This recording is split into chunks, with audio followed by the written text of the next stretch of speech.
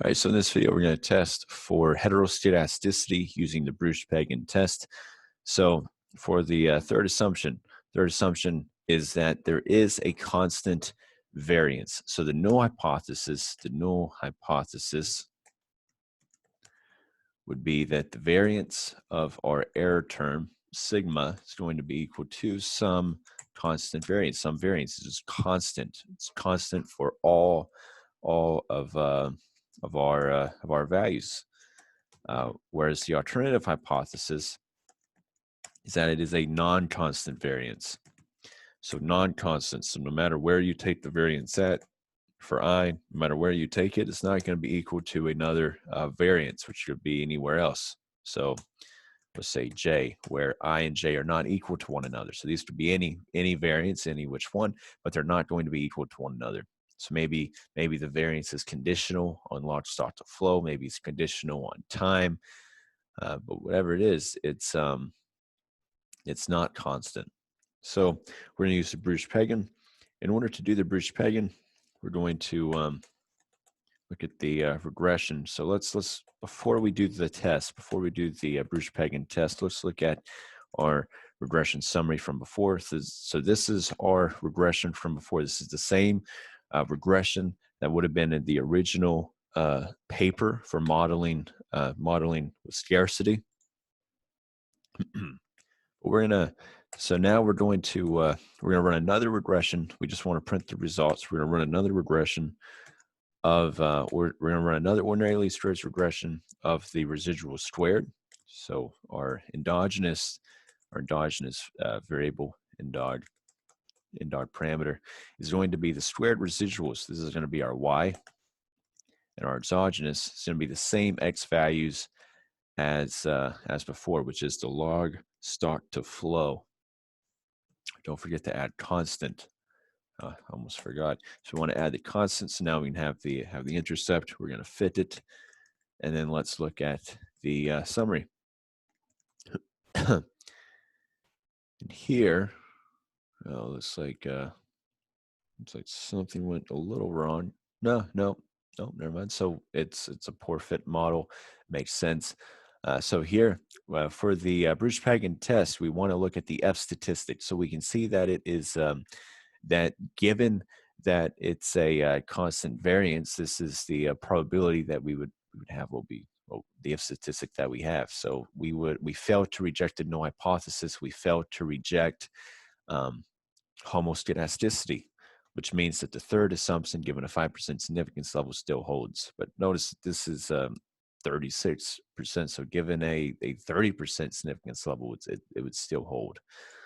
And another way to do this is in stats models, we can import stats models dot diagnostic. Let's import it as diagnostic. It's I'm sorry, I forgot. This is stats models dot stats dot diagnostic. We're going to import this as diagnostic, and we can in the diagnostic package there is a function for the Bruce-Pagan test, which is what we just did.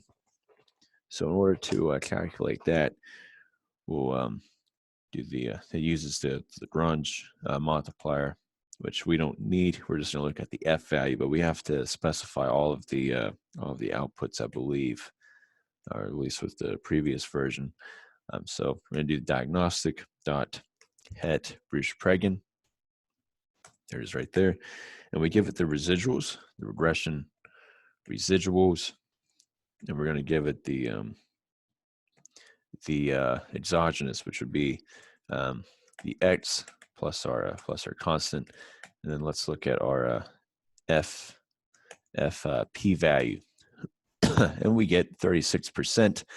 If you round it to 3 decimal places, you get 0.361, which is the same thing as it is up here. And again, we failed to reject the null hypothesis.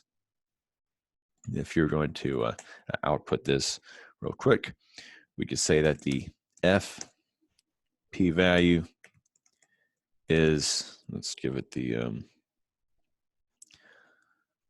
let's give it the string. Let's say F p-value. Whenever you put it into a print, you're going to have to put it in a string. Let's multiply by 100 so we get a percent. Run it to 2 decimal places. Let's run it let's run it to 2 decimal places. Close it. We'll put a percent sign. So I have this space here because there's going to be a number there. Oh, space there, so there's going to be a number. That way it's not piled up. But we want this percent sign to be right after it.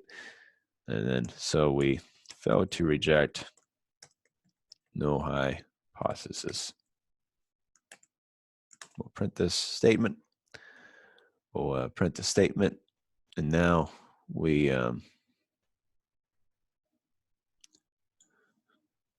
get the, it's right here.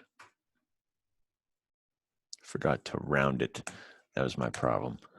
So the FP value is 36.08%. So we failed to reject the null hypothesis. If we round to 3 decimal places, which would be 136.1, it's the same number as it is up here. So we get the same thing. So from the diagnostic package, the heteroscedasticity test for Bruch-Pagan, we get the same value as running the ordinary least squares on destroyed residuals, then the same exogenous. So this is the same thing. We get the same output. But either way, we failed to reject the null hypothesis, and the third assumption still holds.